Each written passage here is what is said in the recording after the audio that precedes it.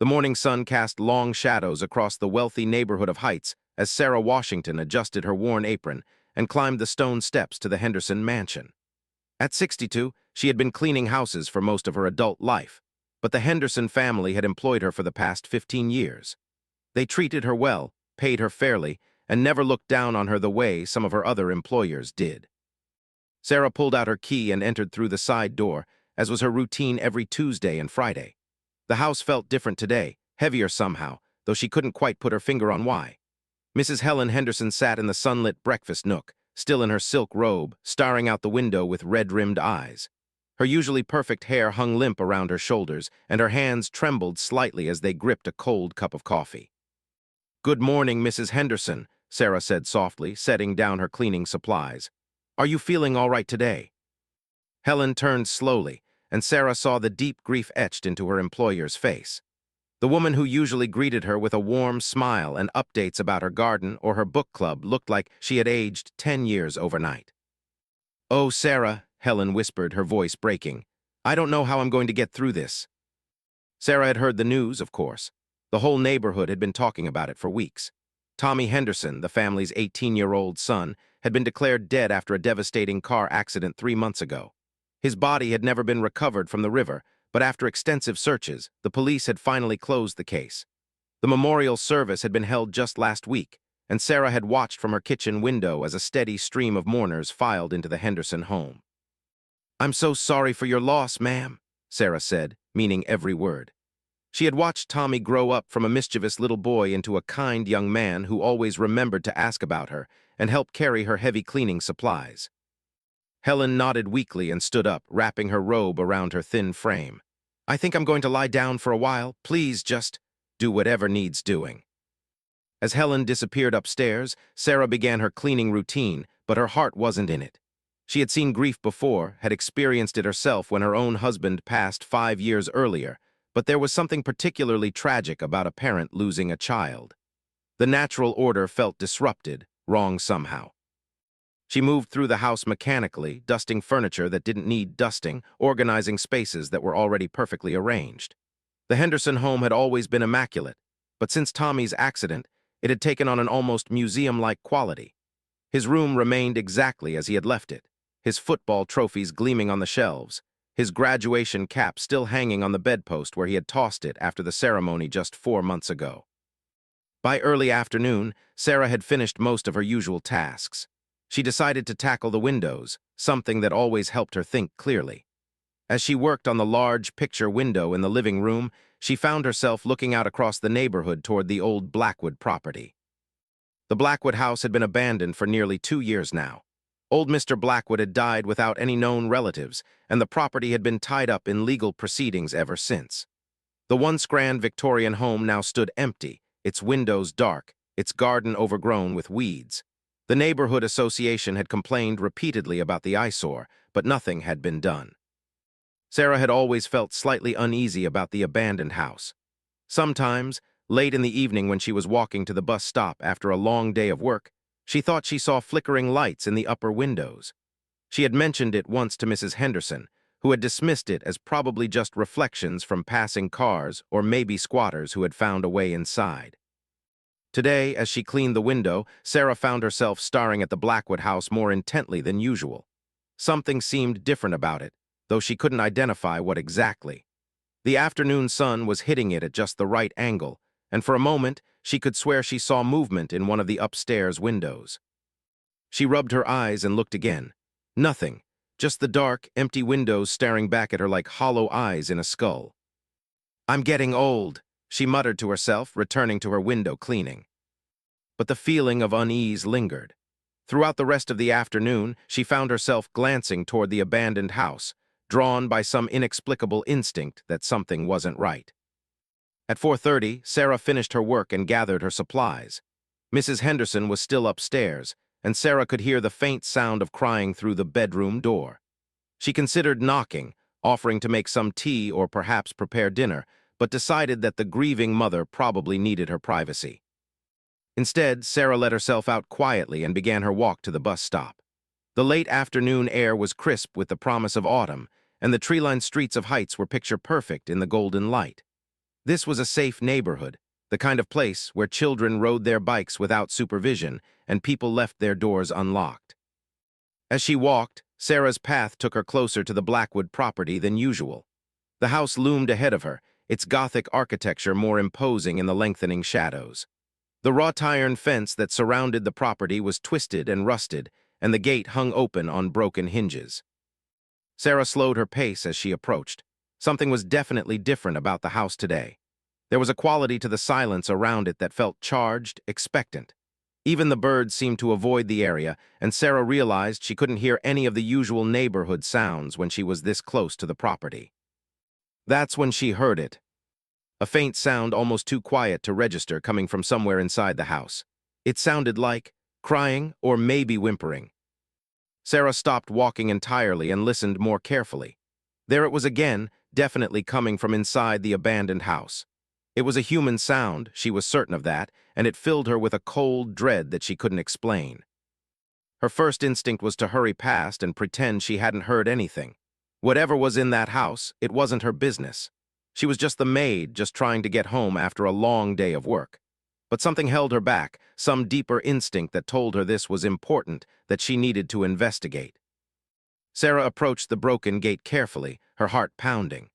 The yard was overgrown with tall weeds and thorny bushes that caught at her clothes as she made her way toward the front porch. The wooden steps creaked ominously under her weight, and she had to grab the wobbly railing to keep her balance. The front door was slightly ajar, which struck her as odd. Surely the police or the property management company would have made sure the house was properly secured. She pushed gently on the door, and it swung open with a long, mournful creak. The interior of the house was dim and musty, filled with the smell of mold and decay. Dust particles danced in the shafts of sunlight that managed to penetrate the grimy windows, and Sarah could see cobwebs hanging like funeral shrouds from the ceiling corners. "Hello," she called out softly, immediately feeling foolish. "Is someone there?" The only response was silence, but now that she was inside, Sarah was certain she could hear something moving around upstairs. Footsteps, maybe, or the sound of someone shifting their weight on the old floorboards. Every instinct told her to turn around and leave, to call the police and let them handle whatever situation might be developing in this abandoned house. But there was something about the quality of the sounds she was hearing that reminded her of a wounded animal, something helpless and afraid. Sarah found herself climbing the dusty staircase, each step protesting loudly under her weight. The handrail was loose and unreliable, and she had to move slowly to avoid falling. As she reached the second floor, the sounds became clearer. Someone was definitely up here, and they were in distress. The hallway stretched ahead of her, lined with doors that led to what had once been bedrooms and bathrooms. Most of the doors were closed, but one at the far end of the hall stood slightly open. The sounds were coming from that room. Sarah approached carefully, her heart hammering so hard she was sure whoever was in the room would be able to hear it. As she got closer, she could make out what sounded like quiet sobbing, the kind of hopeless crying that came from deep despair. She reached the doorway and peered around the edge of the door frame. What she saw there made her blood run cold and her breath catch in her throat. A young man sat huddled in the corner of the empty room, his back against the wall, his knees drawn up to his chest. His clothes were dirty and torn, his hair was long and unkempt, and his face was hidden in his hands as he sobbed quietly. But even in his disheveled state, even after months of whatever ordeal he had endured, Sarah recognized him immediately. It was Tommy Henderson. The boy everyone believed was dead was sitting right in front of her, alive but clearly traumatized, hiding in an abandoned house less than 2 blocks from his family's home. Sarah's mind reeled as she tried to process what she was seeing. This was impossible. Tommy had died in a car accident 3 months ago. His car had gone off a bridge into the river during a terrible storm. The police had searched for weeks but never found his body. His family had held a memorial service just days ago. And yet here he was, unmistakably alive, though clearly in desperate need of help. "Tommy," Sarah whispered, her voice barely audible. The young man's head snapped up, and Sarah saw his face clearly for the first time. It was definitely Tommy Henderson, but he looked like he had aged years in the 3 months since his supposed death. His cheeks were hollow, his eyes were sunken and wild with fear, and there were scratches and bruises on his arms and face. When he saw Sarah, Tommy's expression cycled rapidly through confusion, recognition, and then terror. "Please don't tell them where I am," he whispered, his voice hoarse and desperate. "Please, Mrs. Washington, they'll find me if you tell them. They'll take me back." Sarah's legs felt weak, and she had to lean against the door frame for support. Nothing about this situation made sense. If Tommy was alive, why hadn't he gone home? Why was he hiding in an abandoned house, clearly malnourished and terrified? "Tommy, honey, what happened to you?" she asked gently, fighting to keep her voice calm despite the chaos in her mind. "Everyone thinks you're dead, your parents. Your mother is upstairs crying her heart out right now. We need to get you home." But Tommy was already shaking his head frantically, pressing himself further back into the corner as if trying to disappear into the wall. "No, no, no," he whispered. "You don't understand. I can't go back, not yet. They're still looking for me. They'll find me if I go home." "Who's looking for you, Tommy? Who are you hiding from?" Tommy looked at her with eyes that had seen too much, eyes that belonged on someone much older. "The people who took me," he said simply. "The people who were supposed to kill me." Sarah felt the room spin around her. This was beyond anything she could have imagined. Tommy Henderson, the polite young man who always helped her carry her cleaning supplies, was telling her that someone had tried to kill him. "Tommy, I need you to explain this to me," she said, moving slowly into the room and sitting down on the dusty floor across from him. "Start from the beginning. What happened the night of the accident?" Tommy was quiet for a long moment, and Sarah could see him struggling with whether or not to trust her. Finally, he began to speak, his voice barely above a whisper. "I was driving home from Jessica's house that night," he said. "You know, my girlfriend. It was raining really hard and I was being careful, driving slow. Then this car started following me. At first I thought it was just coincidence, but when I turned, they turned. When I sped up, they sped up." Sarah listened intently, her mind racing to process this information. "I got scared," Tommy continued. "So I tried to lose them. I took some back roads, but they stayed right behind me. Then they rammed into the back of my car." "Who was it? Did you see who was driving?" Tommy shook his head. "It was too dark and the rain was too heavy, but there were two of them, I think, maybe three.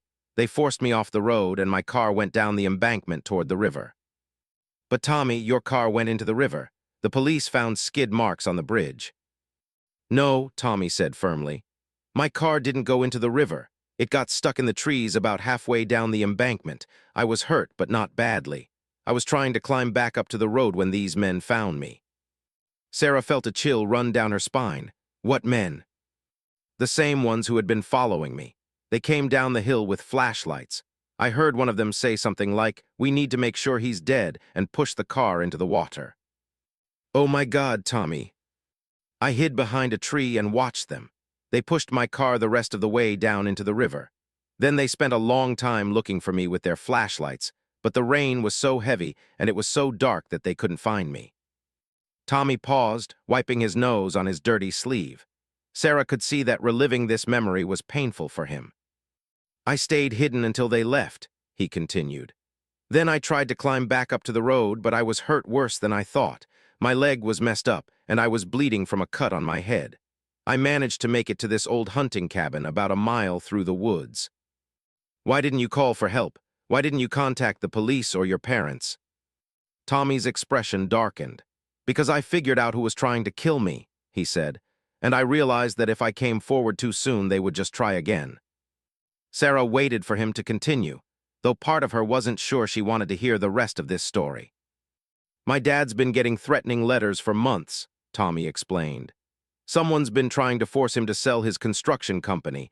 Dad thought they were just empty threats, but I started paying attention. I saw some of the letters and I recognized the handwriting." "Whose handwriting?" "My Uncle Rick's." Sarah gasped. Rick Henderson was John Henderson's younger brother and business partner. She had met him several times over the years, and he had always seemed like a pleasant, if somewhat nervous, man. "Tommy, are you sure about this?" "I'm positive. Uncle Rick's been gambling again, Mrs. Washington. He owes a lot of money to some very dangerous people, and they're using him to try to get Dad's business. When Dad wouldn't sell, they decided to send a message by killing me." The pieces were starting to come together in Sarah's mind, forming a picture that was both horrifying and tragically believable. She had noticed the tension between the Henderson brothers in recent months, had overheard snippets of heated phone conversations that John Henderson tried to keep private. "So you've been hiding here all this time?" Tommy nodded. "At first I stayed in that hunting cabin, but I knew they'd eventually search the woods, so I moved here about a month ago. I've been stealing food from gardens and garbage cans, drinking water from the old well in the backyard. I've been trying to figure out what to do, how to prove what happened without getting killed in the process." Sarah looked around the empty room, imagining this young man living here alone for weeks, hungry and afraid, while his family mourned his death less than 2 blocks away. "Tommy, you can't keep living like this," she said gently. "You're going to get sick, or someone's going to find you, or, look at you, honey, you're wasting away." "I know," Tommy said, and fresh tears started flowing down his cheeks. "I know I can't keep this up much longer, but I don't know what else to do. If I go to the police, Uncle Rick will find out and he'll warn his friends. If I go home, I'll be putting my parents in danger too." Sarah sat in the dusty room, looking at this traumatized young man, and felt the weight of an impossible decision settling on her shoulders. She was just a housekeeper, not equipped to deal with situations involving attempted murder and criminal conspiracies. But she was also the only person who knew that Tommy Henderson was alive, and that knowledge came with enormous responsibility. "Tommy, I need to tell your parents that you're alive," she said finally. "Your mother is destroying herself with grief. I watched her today and she looks like she's dying inside." "But what if—" "We'll figure out the rest," Sarah interrupted gently. "But first, we need to get you somewhere safe and get some food in you and some medical attention. Then we can worry about Uncle Rick and whoever he's working with." Tommy looked at her for a long moment, and she could see him weighing his options. Finally, he nodded slowly. "Okay," he whispered, "but not yet. Give me a little more time to figure out how to handle this safely. Can you? Can you come back tomorrow, maybe bring some food?" Sarah nodded, though every instinct told her that waiting was wrong. "I'll come back tomorrow afternoon after I finish at your house. But Tommy, I don't like leaving you here alone. This place isn't safe." "It's safer than anywhere else right now." Sarah stood up slowly, her knees protesting after sitting on the hard floor. "I'll see you tomorrow, okay? And Tommy, try to stay strong. We're going to figure this out."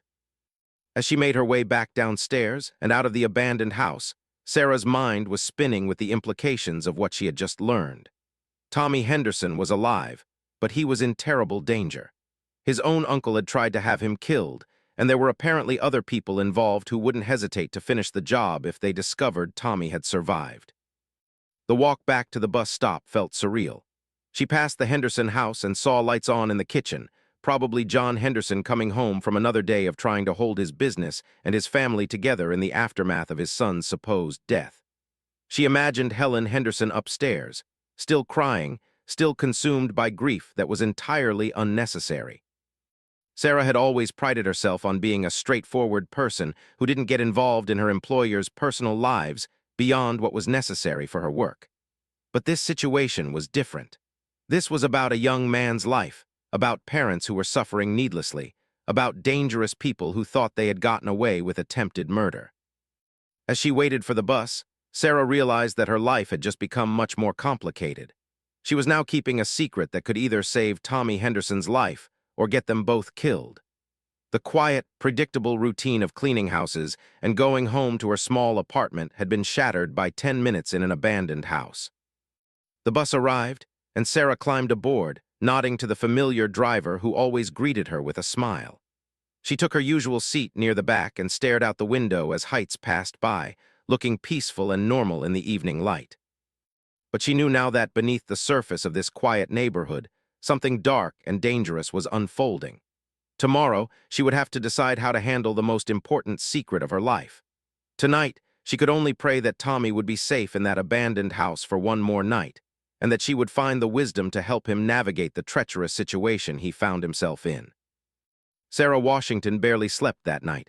Every time she closed her eyes, she saw Tommy Henderson's hollow face and heard his desperate whisper, "Please don't tell them where I am." She lay in her small apartment, staring at the ceiling, wrestling with the enormous weight of what she knew. By morning, she had dark circles under her eyes and a knot in her stomach that wouldn't go away. She moved through her morning routine mechanically, making coffee she couldn't taste and toast she couldn't eat. The normal sounds of her neighborhood, Birds chirping, cars starting, children heading to school seemed muted and distant. At 8 o'clock, Sarah called Mrs. Henderson to confirm she would be coming in that day. Helen's voice sounded even more fragile than it had the day before, barely above a whisper. "Of course, Sarah, I don't think I can manage much today." "Don't worry about anything, ma'am, just rest." As Sarah hung up the phone, she realized she had no idea how she was going to act normal around Tommy's grieving parents, knowing their son was alive and hiding less than 2 blocks away. The deception felt like a stone in her chest, growing heavier with each breath. The bus ride to Heights seemed to take forever. Sarah found herself looking at every passenger, wondering if any of them could be connected to the people who had tried to kill Tommy. She had lived in this city for 62 years, had always felt safe on public transportation, but now she found herself suspicious of everyone. When she arrived at the Henderson house, she used her key as always, but this time she felt like an intruder. The familiar surroundings looked different now, charged with the knowledge she carried. Family photos that had always seemed warm and happy now looked like evidence of a tragedy that hadn't actually happened. John Henderson was in the kitchen, standing over the sink with a cup of coffee in his hands, staring out the window toward the backyard where Tommy used to practice football. He was still in his pajamas at 9 in the morning, which was unusual for a man who typically left for work before 7. "Good morning, Mr. Henderson," Sarah said quietly. He turned toward her, and she was shocked by his appearance. John Henderson had always been a vital, energetic man in his early 50s, but he looked like he had aged a decade in the past 3 months. His hair was completely gray now, his face was gaunt, and his usually sharp blue eyes were dull with exhaustion and grief. "Morning, Sarah," he said, his voice hoarse. "I called in sick today, first time in. God, I don't even remember how long."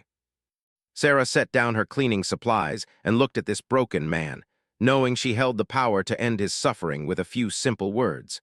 The temptation to tell him the truth right then was almost overwhelming. "Is there anything special you need me to do today?" she asked instead. John shook his head slowly. "Helen's not coming downstairs today. Yesterday was especially hard for her. The finality of having the memorial service, I think. It made everything feel so permanent." If only he knew, Sarah thought. If only he knew that nothing about this was permanent, that his son was alive and waiting to come home. "I'll try to keep the noise down," she said. "Don't worry about that. This house is too quiet anyway. Sometimes I think I hear Tommy's voice or his footsteps on the stairs. Grief plays tricks on your mind, I guess." Sarah nodded sympathetically, though she felt sick keeping the truth from this devastated father. She herself with her cleaning routine, but her mind kept wandering to Tommy alone in that abandoned house. Had he slept at all? Was he safe? What if his uncle's associates had found him during the night? Around 11 o'clock, the doorbell rang. Sarah was upstairs changing bed linens when she heard John answer the door. She couldn't make out the words, but she could hear 2 male voices talking in serious, hushed tones. Something about the conversation made her uneasy, so she moved closer to the top of the stairs where she could listen more clearly. "Appreciate you keeping us informed," one of the voices was saying. "I know this has been incredibly difficult for your family." "Have there been any new developments?" John asked. "Any chance of recovering, of finding?" "I'm afraid not," the visitor replied. "The river's current that night was extremely strong due to the storm. The body could have been carried miles downstream. It's not uncommon in cases like this for remains never to be recovered." Sarah realized that this was probably a police officer, giving John an update on the investigation. She crept closer to the stairs, staying in the shadows where she couldn't be seen. "What about the investigation into what caused the accident?" John asked. There was a pause before the visitor answered. "Mr. Henderson, I think it's time to accept that this was simply a tragic accident. Young people sometimes drive too fast in bad weather. The skid marks on the bridge, the damage to the guardrail. Everything points to your son losing control of his vehicle." "But Tommy was a good driver," John protested. "He had never even had a speeding ticket." "Grief can make it difficult to accept simple explanations," the voice said with what sounded like practiced sympathy. "Sometimes the mind looks for complex reasons when the truth is just random tragedy." Sarah felt a chill run down her spine. Something about this conversation felt wrong. The visitor seemed to be working very hard to convince John to stop asking questions, to accept the official version of events and move on. "What about Rick?" John asked suddenly. "Have you looked into the business troubles we've been having, the threatening letters?" Another pause, longer this time. "Mr. Henderson, I understand your brother has had some financial difficulties, but there's absolutely no evidence connecting any of that to your son's accident. In fact, suggesting such a connection could be considered problematic. Your brother is grieving too, and accusations like that could damage family relationships that you'll need during this difficult time." The tone of the visitor's voice had changed subtly, becoming less sympathetic and more warning. Sarah pressed herself against the wall, her heart pounding as she realized what she might be listening to. "Of course," John said quickly, "I didn't mean to suggest. I'm just trying to understand why this happened." "The best thing you can do now is focus on healing," the visitor said, his voice returning to its previous sympathetic tone. "Let your family grieve and move forward. Dwelling on unanswerable questions will only make the pain worse." Sarah heard footsteps moving toward the door, and she quickly retreated to the bedroom where she had been working. A few minutes later, she heard the front door close and John's heavy footsteps as he walked back toward the kitchen. She waited several minutes before going downstairs, giving John time to compose himself.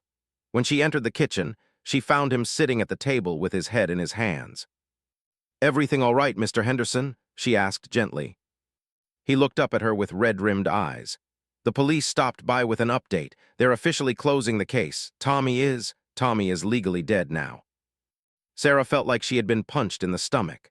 The timing of this visit, just one day after she had discovered Tommy alive, couldn't be a coincidence. Someone was working very hard to make sure that everyone accepted Tommy's death as final. "I'm so sorry," she managed to say. "They think I should stop asking questions," John continued. "They think I should just accept what happened and move on. But Sarah, I keep having this feeling that something isn't right. Call it father's intuition or whatever, but something feels wrong about all of this." Sarah looked at this grieving man whose instincts were absolutely correct, and she felt the weight of her secret crushing down on her. She wanted desperately to tell him the truth, but Tommy's warnings echoed in her mind. If the wrong people found out that he was alive, they would certainly try to kill him again. And now, having heard that police conversation, Sarah was beginning to suspect that the corruption might go deeper than just Tommy's uncle. "Sometimes our hearts don't want to accept what our minds know is true," she said carefully, hatting herself for the deception. John nodded sadly. "Maybe you're right. Maybe I need to stop fighting this and just let go." "Don't let go of love," Sarah said quietly, "but maybe let go of the questions that are causing you more pain." After John went upstairs to check on his wife, Sarah finished her work as quickly as possible. She needed to see Tommy, needed to tell him about the police visit and figure out what it meant. The conversation she had overheard suggested that there were people actively working to keep Tommy's death from being questioned, which meant the conspiracy was larger and more dangerous than either of them had realized. At 2 o'clock, Sarah left the Henderson house and walked quickly toward the abandoned Blackwood property. The afternoon was overcast, and the empty house looked even more ominous under the gray sky. She slipped through the broken gate and made her way to the front door, carrying a small bag of food she had managed to take from the Henderson kitchen without being noticed. "Tommy," she called softly as she entered the house. "It's Mrs. Washington." She heard movement upstairs and climbed the creaky staircase. Tommy was waiting for her in the same room where she had found him the day before, but he looked even worse. His face was pale and drawn, and she could see that he was running a fever. "You look terrible," she said, kneeling down beside him and pressing her hand to his forehead. "You're burning up." "I think I'm getting sick," he admitted. "I've been coughing all night and I feel dizzy when I stand up." Sarah unpacked the food she had brought, sandwiches, fruit, a thermos of soup, and watched with concern as Tommy ate ravenously but weakly. "Tommy, I need to tell you about something that happened this morning," she said.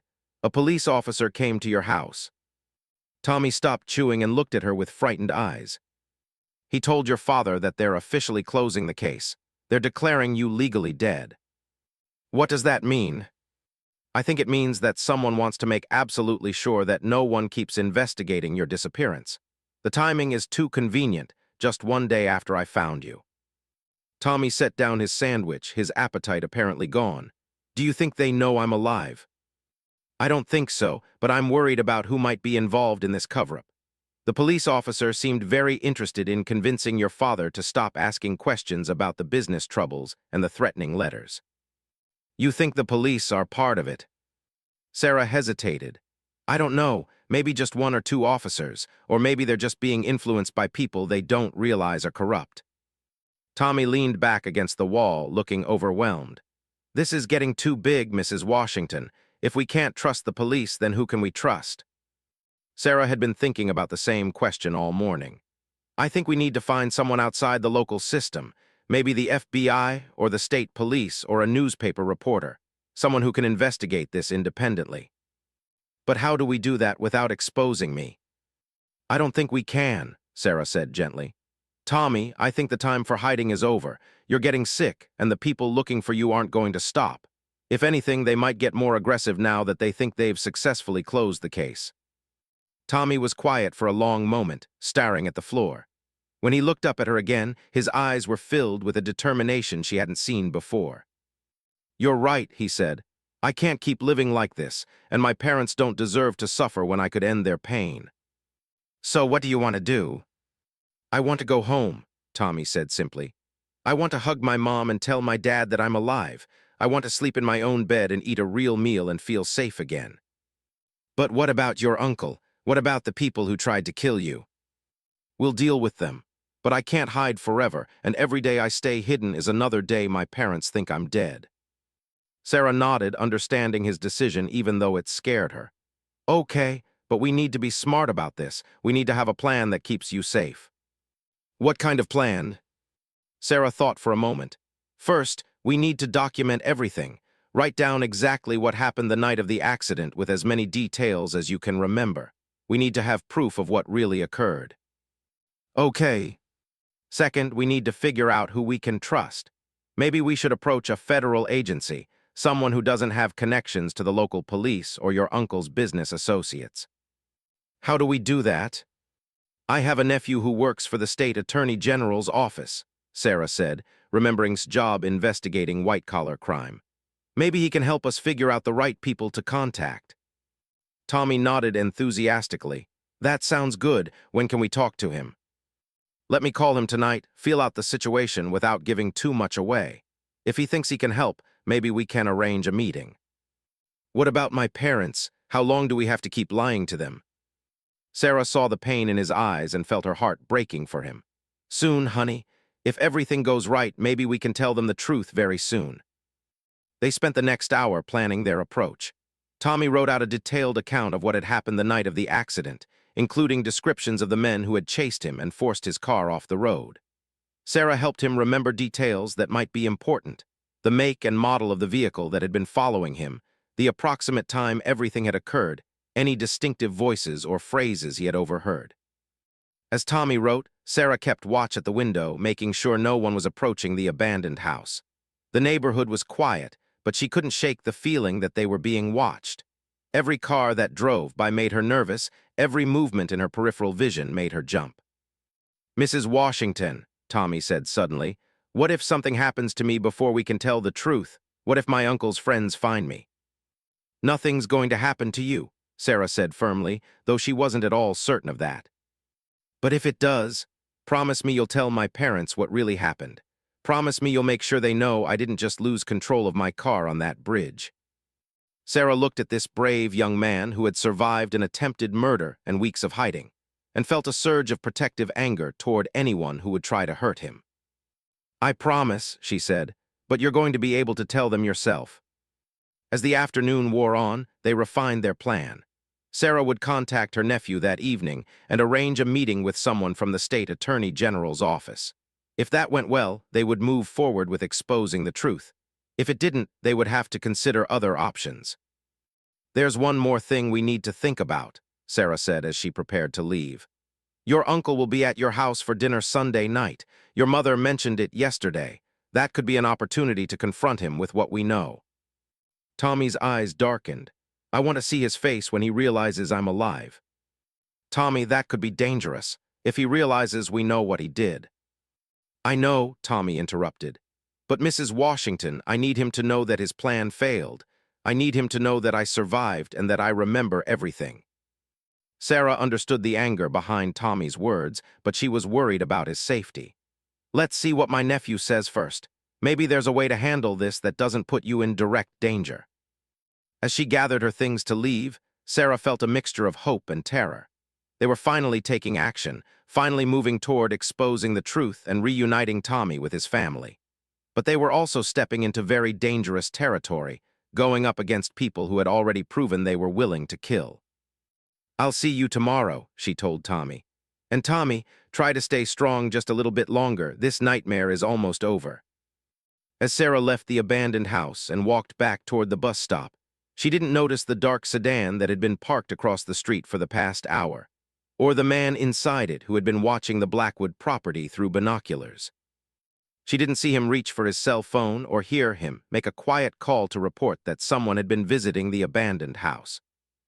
And she definitely didn't see him start his car and begin following her bus as it carried her toward home, noting her route and her stop, gathering information that would soon be passed along to people who had thought their problem was buried forever.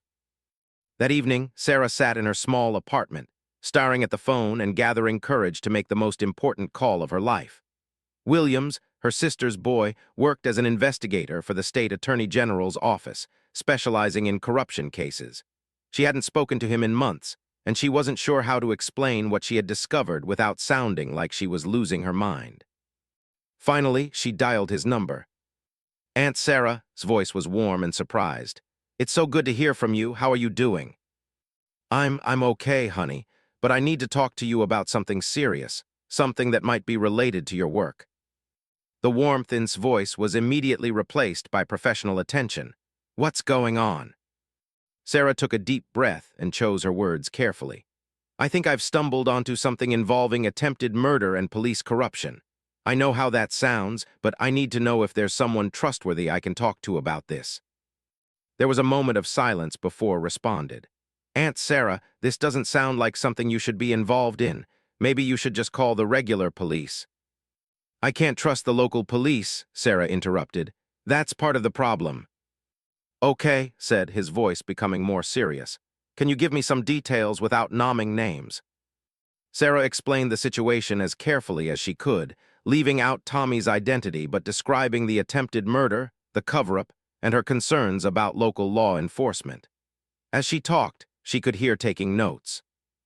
"This is a very serious situation," he said when she finished. "If what you're saying is true, then we're talking about attempted murder, conspiracy, and possibly obstruction of justice. The good news is that this is exactly the kind of case my office handles." "Can you help?" "I think so, but Aunt Sarah, you need to understand that once we start this process, there's no going back. If these people are as dangerous as you think they are, then everyone involved could be at risk." "I understand." "Okay, I'm going to set up a meeting with my supervisor, Detective Lieutenant. She's been investigating corruption in several local police departments, and she's someone we can absolutely trust. Can you and your witness meet with us tomorrow afternoon?" Sarah's heart was pounding. "Yes, where?" "There's a coffee shop called Brewster's on 5th Street downtown. It's public enough to be safe, but quiet enough for us to talk privately. Can you be there at 3 o'clock? "We'll be there." "Aunt Sarah, be very careful between now and then. If these people suspect that their victim is still alive, they might do something desperate." After hanging up the phone, Sarah felt a mixture of relief and terror. Help was coming, but they had to survive until tomorrow afternoon. She tried to watch television to distract herself, but every sound outside her apartment made her jump. Every car that drove by could be carrying Tommy's would-be killers. She barely slept that night, and she was up before dawn, packing her small apartment and checking the locks on her door repeatedly. When it was finally time to leave for work, Sarah felt like she was walking into a trap, but she knew she had to maintain her normal routine to avoid suspicion. The Henderson house felt different when she arrived that morning. John was already gone, having apparently returned to work, but Helen was downstairs for the first time in days. She was sitting at the kitchen table, still in her robe, but she had made coffee and was attempting to eat a piece of toast. "Good morning, Mrs. Henderson," Sarah said gently. "It's good to see you up and about." Helen gave her a weak smile. I decided I need to start trying to live again. Tommy wouldn't want me to waste away like this. The irony of Helen's words was almost too much for Sarah to bear. Tommy was alive, waiting to come home, and his mother was trying to find the strength to live without him. That's very wise, Sarah managed to say. John thinks I should start seeing a counselor, Helen continued. Someone to help me process the grief and figure out how to move forward. He's probably right. Whatever helps you heal. Helen nodded and took a tentative bite of her toast. Sarah, can I ask you something? Of course. Do you believe in signs? I mean, do you think people who have passed on can somehow communicate with us? Sarah's heart skipped a beat. Why do you ask? I keep having the strangest dreams, Helen said, staring out the window. Dreams where Tommy is trying to tell me something, but I can't quite understand what he's saying. Last night I dreamed he was calling my name, but when I tried to find him, he was always just out of reach. Sarah felt tears welling up in her eyes. Even in her dreams, Helen's maternal instincts were telling her that something wasn't right about Tommy's death. Maybe your dreams are telling you to keep hope, Sarah said carefully. Maybe they're telling you not to give up. Helen looked at her with surprise. That's an interesting way to think about it. I've been interpreting them as Tommy saying goodbye, but maybe there's another meaning. Before Sarah could respond, the doorbell rang. Helen frowned and looked toward the front door. I'm not expecting anyone, she said. Sarah felt a chill of fear run through her. Would you like me to answer it? No, I'll get it. It's probably just a delivery. As Helen walked toward the front door, Sarah positioned herself where she could hear the conversation. Through the window, she could see a police car parked in the driveway. Mrs. Henderson? The voice was unfamiliar to Sarah. I'm detective with the police department. I wanted to follow up on our conversation with your husband yesterday. Oh yes, please come in. Sarah heard footsteps in the hallway, and then Helen and the detective entered the kitchen. Detective was a large, intimidating man with cold eyes and a stern expression. Something about his presence made Sarah deeply uncomfortable. Mrs. Henderson, I understand this is a difficult time, but I wanted to personally assure you that our department did everything possible to investigate your son's accident. I appreciate that, Helen said quietly. I also want to make sure you understand how important it is to accept the official findings and move forward with your healing. Sometimes families can get caught up in conspiracy theories or false hope, and that only prolongs the grieving process. Sarah froze. The detective was talking about false hope and conspiracy theories, but no one had suggested either of those things. Why would he bring them up unless he was worried that someone might start asking the right questions? I don't understand, Helen said, sounding confused. I just mean that if anyone approaches you with claims that your son's death was anything other than an accident, you should contact us immediately. There are people who sometimes take advantage of grieving families by suggesting cover-ups or conspiracies that don't exist. Sarah felt sick. This wasn't a routine follow-up visit. This was a warning and possibly a threat. Detective was trying to make sure that Helen would report any attempt to tell her the truth about Tommy. Has someone said something like that? Helen asked.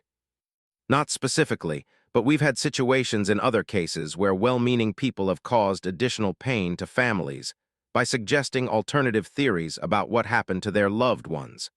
I just want to make sure you know that if anything like that happens, you should call me directly. Detective handed Helen a business card, and Sarah could see his cold eyes scanning the room.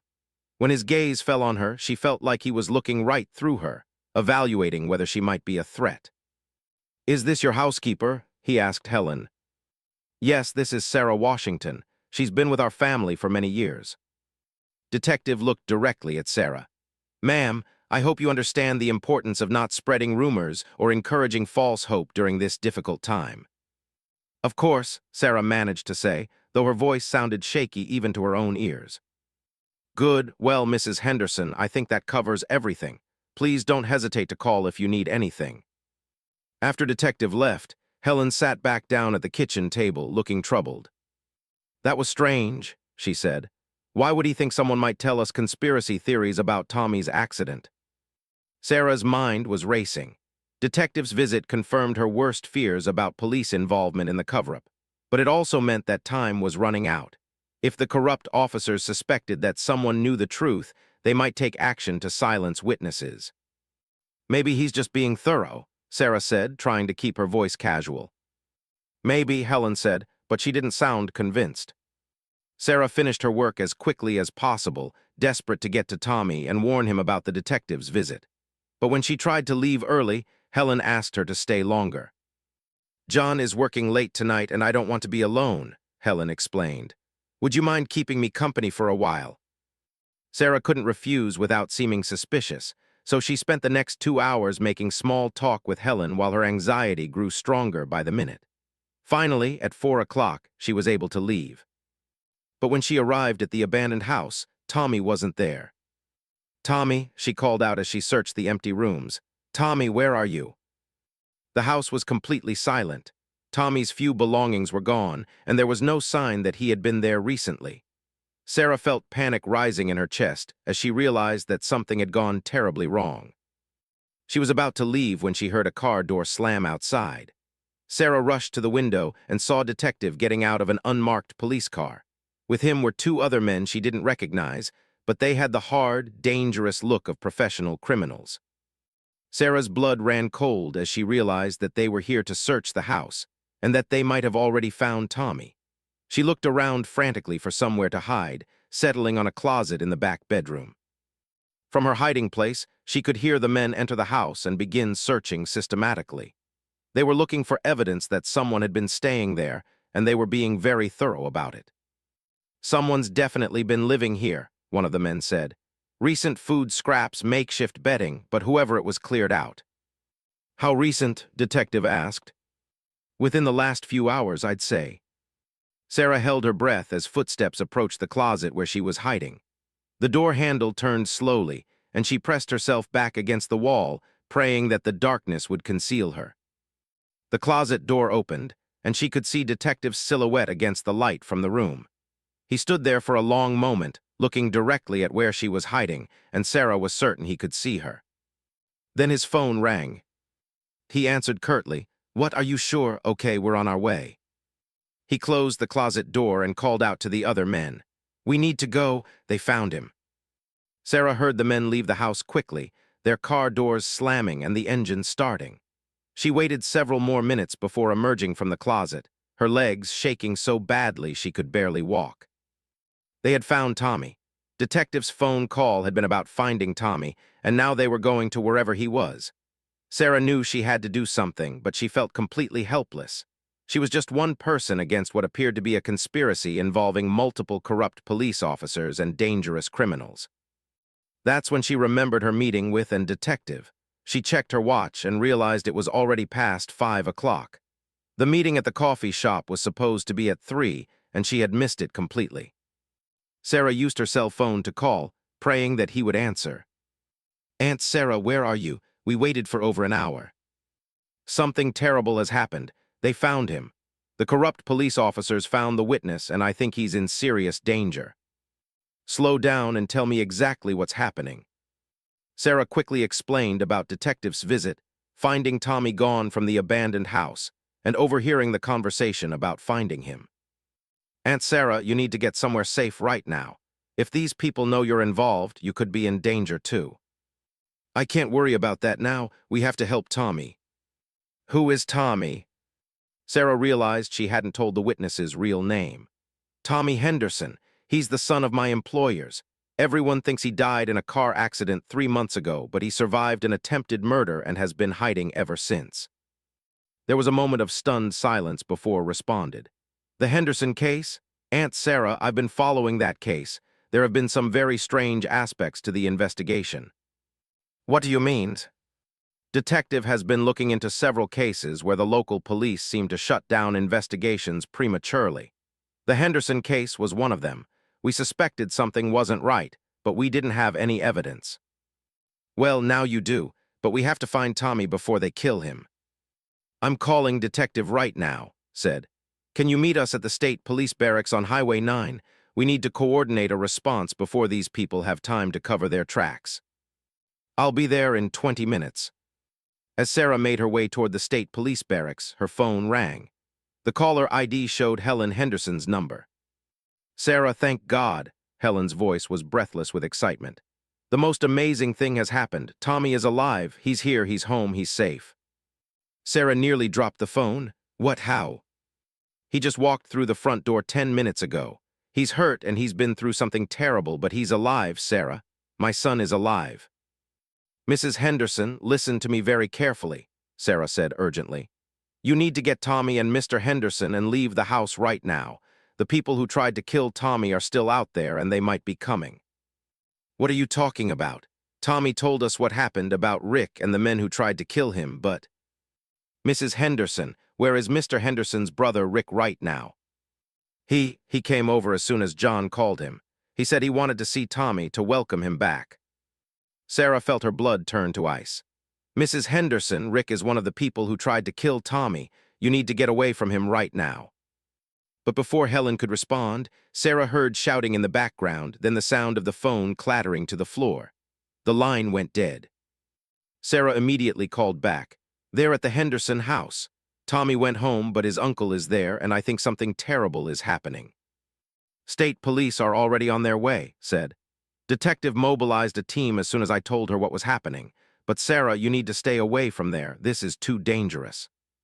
But Sarah was already turning her car around, heading back toward Heights. She had spent 3 days keeping Tommy's secret, 3 days watching his parents suffer unnecessarily, and she wasn't going to let anything happen to that family now. When she arrived at the Henderson house, she could see police cars surrounding the property, their lights flashing in the gathering darkness. She parked down the street and walked quickly toward the house, staying in the shadows. Through the front window, she could see figures moving around inside. Then she heard a gunshot, followed by screaming. Sarah ran toward the house, no longer caring about her own safety. A state police officer tried to stop her at the front gate, but she pushed past him. I know this family, she shouted. Let me help. Inside the house, she found chaos. John Henderson was kneeling on the floor, pressing a towel against a bleeding wound on Tommy's shoulder. Helen was crouched beside them, tears streaming down her face but her hands steady as she helped apply pressure to the injury. Across the room, Rick Henderson sat in handcuffs, his face pale and his eyes wild with the look of a man whose carefully laid plans had completely unraveled. Detective approached Sarah as paramedics worked on Tommy's wound. You must be Sarah Washington, the detective said. Your nephew has told me how instrumental you've been in exposing this conspiracy. Is Tommy going to be okay?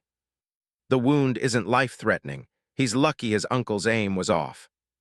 Sarah looked around the room at the Henderson family, finally reunited after 3 months of unnecessary grief.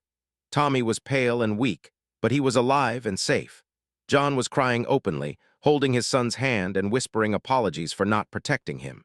Helen was smoothing Tommy's hair back from his forehead, unable to stop touching him, as if she needed to constantly confirm that he was real. What happens now? Sarah asked. Now we clean up this mess, detective said. Rick Henderson has already started talking, trying to cut a deal.